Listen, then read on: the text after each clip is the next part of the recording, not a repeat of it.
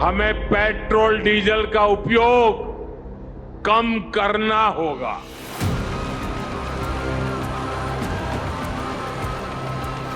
अगर कार में ही जाना जरूरी है तो फिर कार पूल करने का प्रयास करें। मेरी देश के हर नागरिक से अपील है, जहां संभव हो पेट्रोल डीजल का उपयोग कम करें। जिनके पास कार है वे एक गाड़ी में ज्यादा लोगों को साथ लेकर चलें। साथियों, भारत के पास बड़े बड़े तेल के कुएं नहीं है। अब देश को सर्वोपरि रखते हुए, मां भारती को सर्वोपरि रखते हुए हमें एकजुट होकर के लड़ना होगा। चलती है गाड़ी, उड़ती है धूल, जलते हैं दुश्मन, खिलते हैं फूल। एक नेता को भौकाल के लिए क्या चाहिए? सफेद या काली गाड़ी, सीट पर गांस कर बंधा हुआ झक उज्जर तौलिया, पहिया मोटा हो तो अति उत्तम, गाड़ी का नंबर फैंसी हो तो क्या कहने। 8055 को बॉस पढ़ा जाएगा, 4141 को पापा। कमी रहती है तो उस गाड़ी के पीछे सायरन्स और हूटर के संवेद कलरव की, और उनके रंग, नंबर, मेक, मॉडल भी एक रहें तो सोने पर सुहागा। जनता प्यारी क्या करे, तेल देखे, तेल की धार देखे। नेताजी के काफिले की कतार देखे, वो अकेला ही चला था कार से मंजिल, मगर भौकाल बढ़ता गया और काफिला बनता गया। कहावतें भी हमें माफ़ करें और शायर भी हमें माफ़ करें, लेकिन मुकाबला क्या इतना काफ़ी बनाम कितना बड़ा काफिले का है। आज के शो में जानेंगे सरकार के लोगों के काफिला प्रेम का सरकारीकरण कैसे हुआ, मंत्रियों के लिए काफिले सुरक्षा की बेसिक ज़रूरत है या शक्ति प्रदर्शन का दैनंदिन मौका है, और सबसे ज़रूरी बात कि क्या प्रधानमंत्री ने बचत की बात कहते कहते देर कर दी, और जो कहा भी उसका पालन होते हुए क्यों नहीं दिखा। बात बीजेपी नेता अपर्णा यादव के पति और अखिलेश यादव के भाई प्रतीक यादव की मौत के भी करेंगे। क्या अपडेट्स आए हैं लखनऊ से बताएंगे, और तमिलनाडु भी ले चलेंगे। नए नवेले मुख्यमंत्री विजय ने फ्लोर टेस्ट में कैसे विरोधियों को चित कर दिया। नमस्कार, अपन है कुलदीप और आप देखना शुरू कर चुके हैं दी लल्लन टॉप शो।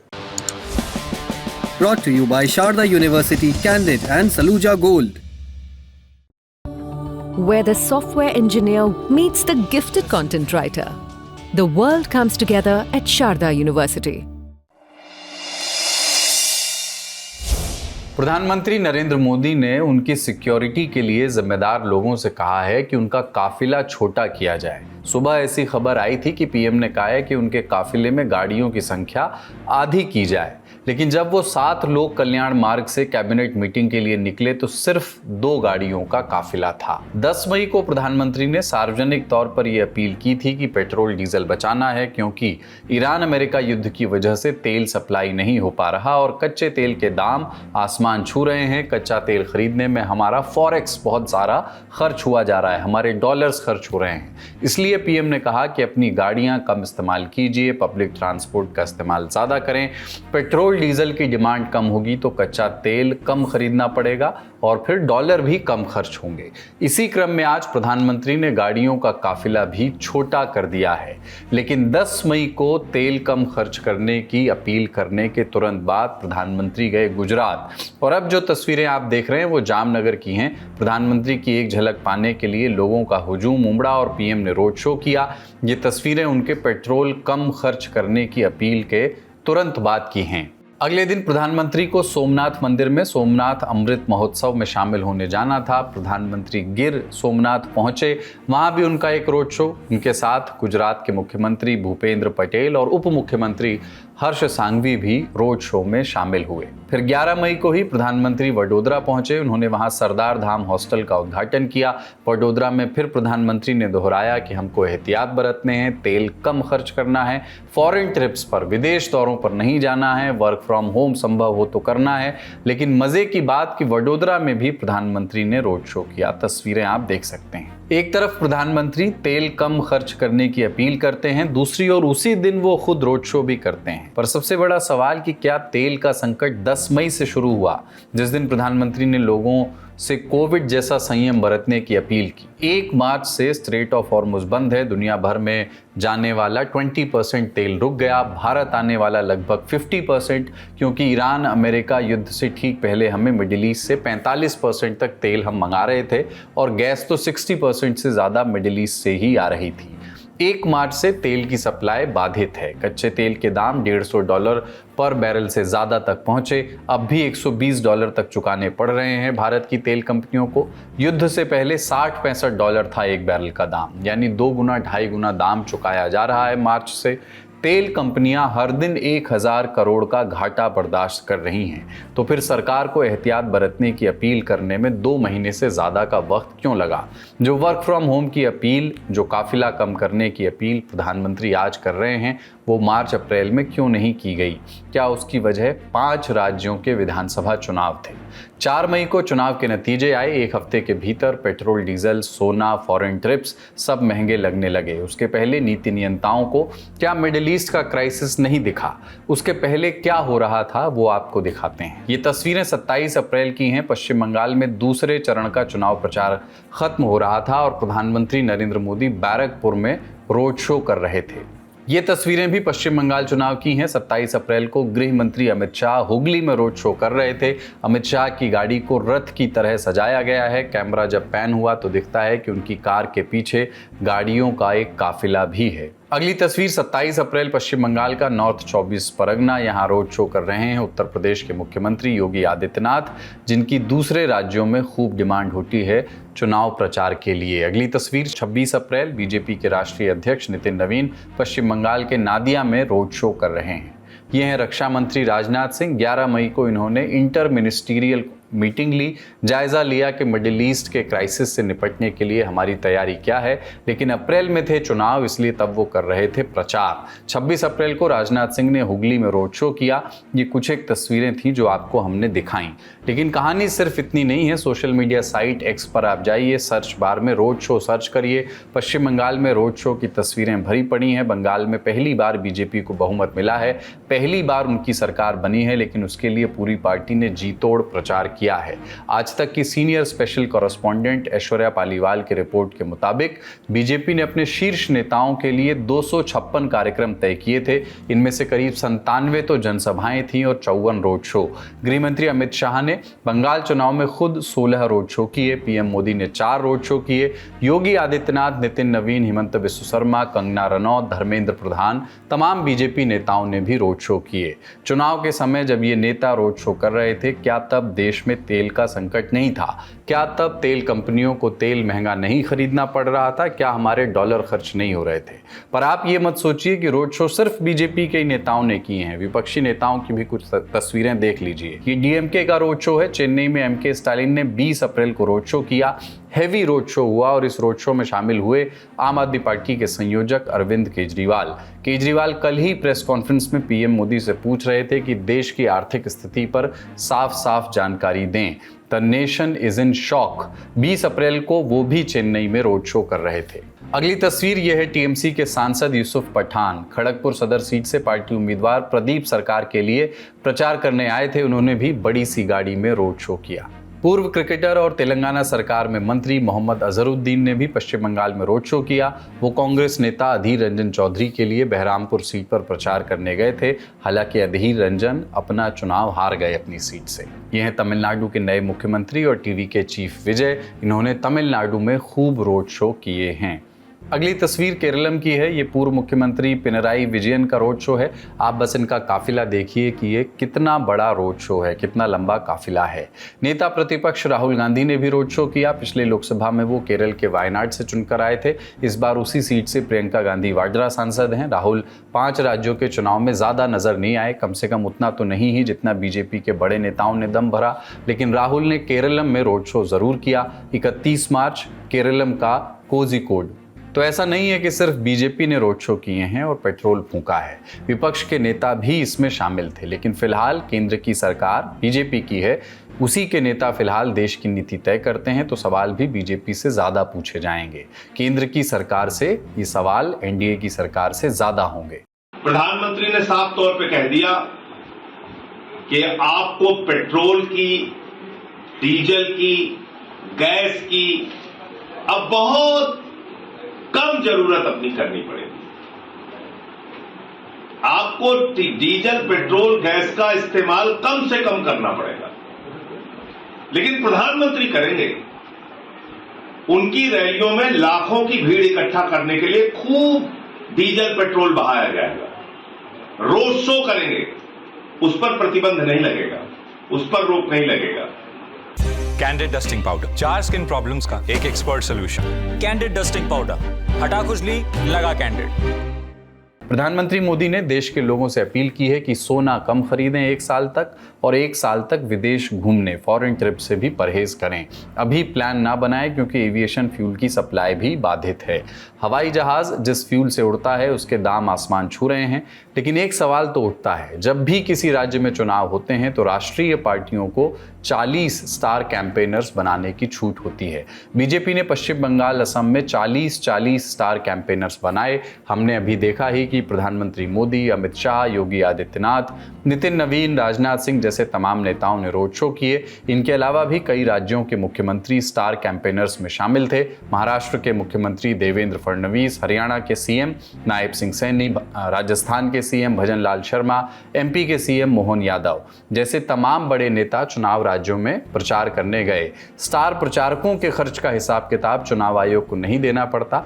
आमतौर पर बड़ी पार्टियां स्टार प्रचारकों को सेपरेट चॉपर, हेलीकॉप्टर दे देती हैं, सबको नहीं, बड़े नेताओं को।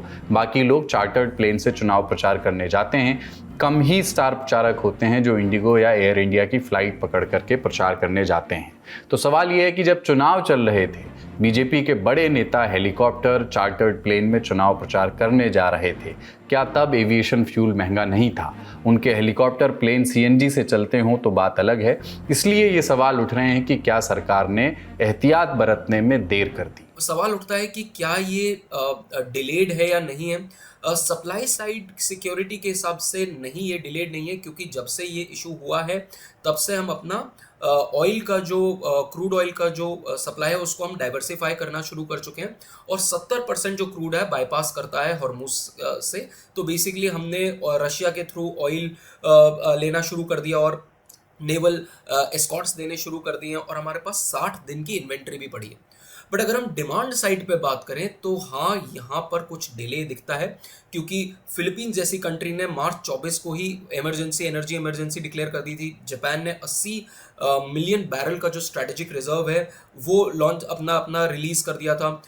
इंडोनेशिया, वियतनाम, थाईलैंड जैसे जो देश हैं उन्होंने सिविल सर्वेंट को बोला था कि आप वर्क फ्रॉम होम करो और 4 दिन काम करो।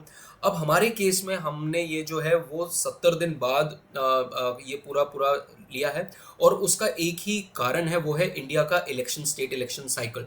तो इंडिया एक बहुत बड़ा देश है, और हमारे यहाँ जो हम बोलते हैं 1 नेशन 1 इलेक्शन जो होना चाहिए, उसका आपको रिजल्ट दिख रहा है कि हमारे पास, क्योंकि बार बार इलेक्शन होते हैं, इलेक्शन पॉपुलिज्म भी होता है और इलेक्शन पॉलिटिक्स होती है, उसकी वजह से हमें ये सारा आज की डेट में करना पड़ रहा है।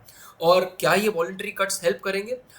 मेरे हिसाब से आज की डेट में अगर हम नंबर्स देखें, मैंने आपको बताया $175 बिलियन आप क्रूड पे खर्च करते हो, $70 बिलियन के राउंड आप गोल्ड खरीदते हो, इंपोर्ट करते हो, फॉरेन ट्रैवल पे हम $30 बिलियन खर्च करते हैं। तो मोटा मोटा अगर आप देखो तो 280-300 बिलियन हम यहाँ पर खर्च कर रहे हैं। अगर हम 10 से 20% की भी कटौती करेंगे तो उसका इम्पैक्ट बहुत बड़ा फॉरेक्स सेविंग पे आएगा। हमने आपको शुरू में बताया है कि प्रधानमंत्री मोदी के काफिले में आज सिर्फ 2 गाड़ियां दिखी।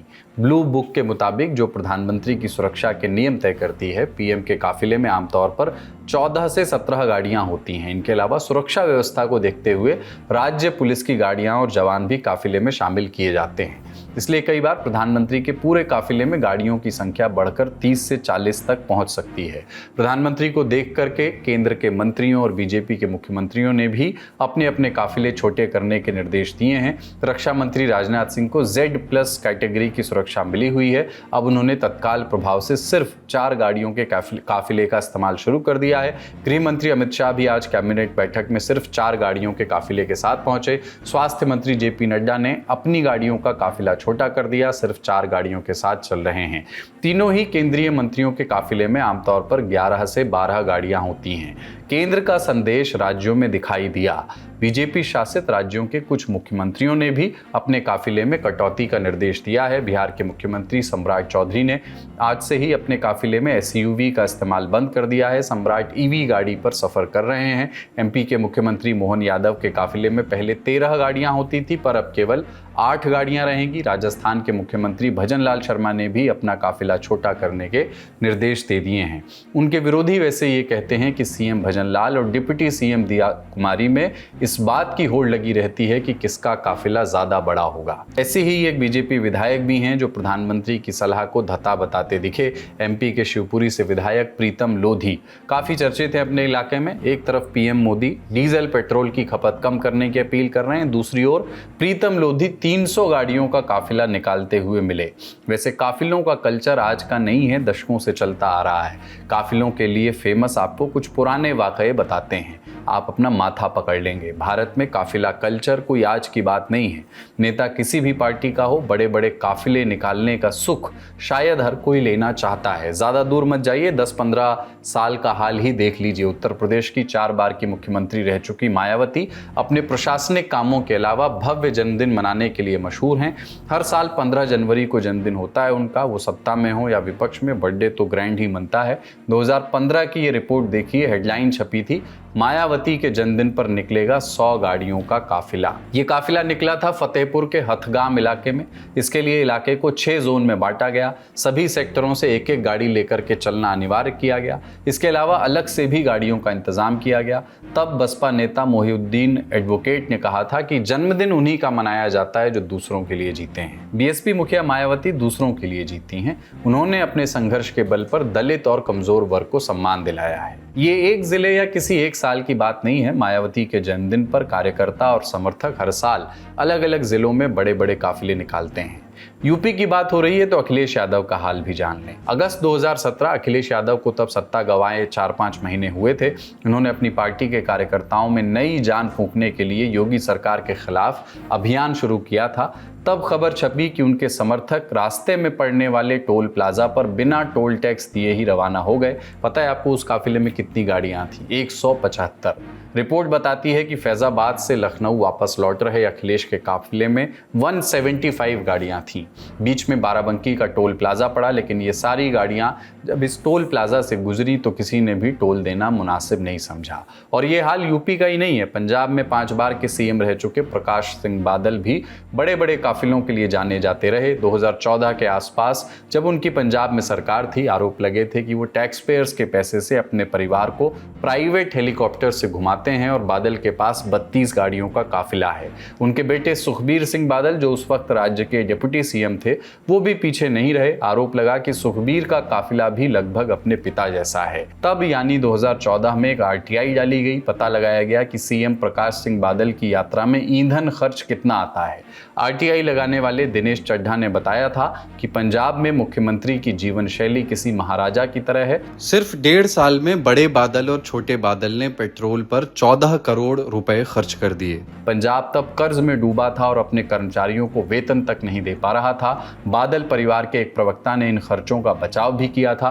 कहा था कि पंजाब अतीत में आतंकवाद का केंद्र रहा है और मुख्यमंत्री को जान से मारने की धमकियां मिली हैं, इसलिए ये सुरक्षा जरूरी है। तमिलनाडु की मुख्यमंत्री रही जयललिता भी अपने ग्रैंड काफिलों और वीआईपी कल्चर के लिए मशहूर रहीं। उनके काफिले की भव्यता पीएम के काफिले से कम नहीं थी। सामान्य दौरों में भी उनके काफिले में 20-25 गाड़ियां होती थी। 2014 की एक रिपोर्ट है, वो ये बताती है कि उनके काफिले में एक टोयोटा प्राडो होती थी। इसमें स्पेशल लाइट्स लगी थी जिससे कार में अंदर बैठी जयललिता जनता को साफ दिखाई दे सकें और वो हाथ हिला करके उनका अभिवादन कर सकें। ये बात हुई राज्यों के शीर्ष नेताओं की, लेकिन गैंगस्टर से राजनेता बने लोग भी अपना बाहुबल कैसे दिखाएंगे? असलहे से तो अब दिखा नहीं सकते, तो काफिले से दिखाते हैं। काफिले में 4 चक्कों की संख्या गिना करके बाहुबल और भौकाल दिखाते हैं। उत्तर प्रदेश के अतीक अहमद रहे हों या बिहार के शहाबुद्दीन, सबका वही हाल था। 2016 के 2 वाकये हैं। 11 साल की सजा काटकर जेल से रिहा हुए मोहम्मद शहाबुद्दीन की एक झलक पाने के लिए उनके हजारों समर्थक जेल के बाहर खड़े थे। शहाबुद्दीन के जेल से निकलते ही समर्थकों ने गाड़ियों पर फूल मालाएं बरसाईं। भागलपुर जेल से शहाबुद्दीन के घर सीवान तक ग्रैंड काफिला चला। साथ में महागठबंधन के कई विधायक थे और काफिले में करीब 1300 गाड़ियां शामिल थीं। इसी तरह दिसंबर 2016 में विधानसभा चुनाव से पहले अतीक अहमद ने अपनी सियासी फील्ड बनाने के लिए कानपुर में जबरदस्त एंट्री की थी। रिपोर्ट्स बताती हैं कि उस समय लगभग 1500 गाड़ियों के काफिले के साथ वो अपने दबंग समर्थकों को लेकर कानपुर पहुंचा था। जब अतीक ने अपने काफिले के साथ कानपुर में एंटर किया तो जाजमऊ, चकेरी, लाल बंगला जैसे इलाकों में कई किलोमीटर का जाम लग गया था। आलम यह था कि उसके दबंग समर्थक रूट बदलकर शहर में अपनी लग्जरी गाड़ियों से चारों ओर घुस गए थे। रिपोर्ट बताती हैं कि तब रोड पर कई एम्बुलेंस फंस गई थी। इन सब के बाद भी अतीक को इसका कोई गिला शिकवा नहीं था। जाम लगने के सवाल पर जब उससे पूछा गया तो वो बोला कि मैं क्या करता, क्या साइकिल से आता। ये सब वाकये तो फिर भी 10-12 साल पुराने हैं। काफिला कल्चर उससे भी बहुत पुराना है। एक किस्सा आपको सुनाते हैं। पिछले साल जगदीप धनखड़ ने स्वास्थ्य कारणों का हवाला देते हुए उपराष्ट्रपति पद से इस्तीफा दे दिया था। 80 के दशक में के आखिर में उन्होंने राजनीति में एंट्री ली थी। चौधरी देवीलाल की राजनीति से वो प्रभावित थे। देवीलाल ही उनको राजनीति में लेके आए। 1989 का साल था। देवीलाल अपना 75वां जन्मदिन मना रहे थे। धनखड़ के एक करीबी ने हमें बताया कि जगदीप धनखड़ देवीलाल का 75वां जन्मदिन मनाने राजस्थान से 75 गाड़ियों का काफिला लेकर के दिल्ली पहुंचे थे। साल के अंत में लोकसभा चुनाव हुए और जगदीप धनखड़ को इसका इनाम मिला। वीपी सिंह के जनता दल ने धनखड़ को उनके घर झुंझुनू से टिकट दे दिया। सरकार भी वीपी सिंह की बन गई। देवीलाल डिप्टी पीएम बने और राजनीति में एंट्री के साथ ही जगदीप धनखड़ को डिप्टी मिनिस्टर का पद मिल गया। इंदिरा गांधी के जमाने में भी जब उनको, या इंदिरा गांधी जब पावर से गई, उनके जमाने में तो होता था, लेकिन जब पावर से गई और अक्टूबर 3 उस साल जब हारी थी 77 में, तो अरेस्ट करने के लिए लोग आए थे और इनको भनक हो गई थी। तो पूरा काफिला का काफिला शाम को निकला था उनके साथ। मतलब इतना लंबा वो था, कारों का, मीडिया वालों का। वो एक बहुत ही और वापस उनको लाना पड़ा था, वो अलग कहानी है। और फिर उनको एक्विट कर दिया। वो उनके कमबैक की शुरुआत थी। अब भी विश्वनाथ प्रताप सिंह, जिनको मैंने बहुत इंटेंसिवली कवर किया, वो तो मुजफ्फरनगर उनकी रैलीज जब शुरू हुई, कांग्रेस से निकल के आए, तो हमें याद है 6 बजे सुबह उनके घर इतना बड़ा, जैसे कहते हैं ना, कारों का बिल्कुल पूरी सड़क भर गई थी। और वो निकले थे घर के अंदर से और उन्होंने एक शब्द कहा था और कहा चलें। और उस चले से शुरुआत हुई कि उस सफर की, और पूरा का पूरा मीलों लंबा मुजफ्फरनगर गया था दिल्ली से। और इतनी शानदार मीटिंग, इतनी स्पॉन्टेनियस मीटिंग थी। और उनकी भी जो राजीव गांधी को उन्होंने आड़े हाथ लिया था, वो शुरुआत वहीं से, उसी मीटिंग से हुई थी। तो काफिले के बिना हिंदुस्तान की पॉलिटिक्स में, मैं कहूंगी साउथ इंडिया भी उतना ही इसमें ग्रस्त है जितना नॉर्थ इंडिया। कि अगर ये करना चाहे तो साइकिल से करे, बहुत अच्छा रहेगा। पेट्रोल की तो बचत होगी। देखिए, जैसे कि अखिलेश यादव ने किया था 2012 में, साइकिल यात्रा की थी उन्होंने उत्तर प्रदेश में, जिसकी वजह से वो जीत के आए थे और मुख्यमंत्री बने थे। तो मायावती को हराया था। तो और आप पार्लियामेंट में भी ले लीजिए, अगर एक हाउस से दूसरे हाउस में कोई भी नेता जाता है, मिनिस्टर जाता है या कोई भी जाता है, तो उसके साथ पूरा तांता का तांता होता है पीछे लगा हुआ, इक्का दुक्का नहीं होता है। और अगर जैसे डॉक्टर मनमोहन सिंह प्रधानमंत्री थे, तो कई बार हम देखते थे एक हाउस से दूसरे हाउस जा रहे हैं, उनके सेक्रेटरी या एक आध आदमी उनके पीछे होगा। तो उनकी माना जाता था कि वो उनकी पैठ नहीं है, उनकी पकड़ नहीं है, वीक प्राइम मिनिस्टर है। तो ये सिग्नल जाता था। तो ये सोच हमारे बदलने में टाइम लगेगा, एफर्ट लगेगा, बट करना चाहिए और आज करने की जरूरत है। यानी लंबे काफिलों को नेता शक्ति प्रदर्शन मानते हैं, जो इंदिरा गांधी के जमाने में भी था, वीपी सिंह के जमाने में भी है और आज नरेंद्र मोदी सरकार में भी है। एक कहावत है संस्कृत में, परोपदेशे पांडित्यम सर्वेषां सुखरम नृणाम। जो बदलाव की शुरुआत है वो स्वयं से होती है। तो पहले इस वीआईपी कल्चर को, इस शक्ति प्रदर्शन के कल्चर को, राजनीति में भौकाल दिखाने के इस कल्चर को बदला जाए। और जनता तो बचत कर ही रही है, बचत करने के लिए ही जनता का जन्म हुआ है। बड़ी खबर में इतना ही, अब बारी है सुर्खियों की। भारत का सबसे भरोसेमंद Saluja gold TMT bars. Saluja gold TMT. अब सही पकड़े हो कॉन्ट्रैक्टर बाबू, मजबूती सब कुछ है। सपा प्रमुख अखिलेश यादव के छोटे भाई प्रतीक यादव इस दुनिया में नहीं रहे। 38 साल के प्रतीक पिछले कुछ वक्त से बीमार चल रहे थे। आज सुबह 6 बजे उन्हें इलाज के लिए लखनऊ के सिविल हॉस्पिटल ले जाया गया था, लेकिन उनकी जान बचाई नहीं जा सकी। पोस्टमार्टम रिपोर्ट में मौत की वजह कार्डियक अरेस्ट बताई गई है। ये स्थिति फेफड़ों की नस में बड़े पैमाने पर खून का थक्का जमने की वजह से हुई। पोस्टमार्टम रिपोर्ट में प्रतीक के शरीर पर कई जगह चोट के निशान भी दिखे हैं, लेकिन ये पुरानी चोटें बताई जा रही हैं। उनका अंतिम संस्कार गुरुवार को लखनऊ में होगा। उनके निधन पर मुख्यमंत्री योगी आदित्यनाथ समेत कई नेताओं ने शोक जताया है। प्रतीक यादव उत्तर प्रदेश के पूर्व मुख्यमंत्री मुलायम सिंह यादव की दूसरी पत्नी साधना के बेटे थे। ब्रिटेन की लीड्स यूनिवर्सिटी से पढ़ाई करने वाले प्रतीक ने राजनीति से दूर रहना चुना था। जिम के अलावा कंस्ट्रक्शन बिजनेस में थे वो। उनकी पत्नी अपर्णा यादव बीजेपी की नेता हैं और राज्य महिला आयोग की उपाध्यक्ष हैं।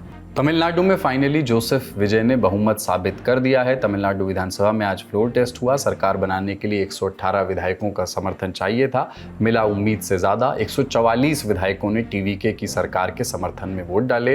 विपक्ष में पड़े 22 वोट। टीवीके को कांग्रेस वाम दलों के अलावा AIADMK का भी समर्थन मिला। 59 सीटों वाली DMK ने वोटिंग में हिस्सा नहीं लिया। वोटिंग के वक्त वॉकआउट का फैसला लिया। एक विधायक वाली बीजेपी, जिसका एक ही विधायक है, वो तटस्थ रही। लल्लन टॉप शो में आज इतना ही। अपना और अपनों का ख्याल रखिए। लल्लन टॉप देखते रहिए। शुक्रिया। शुभ रात्रि।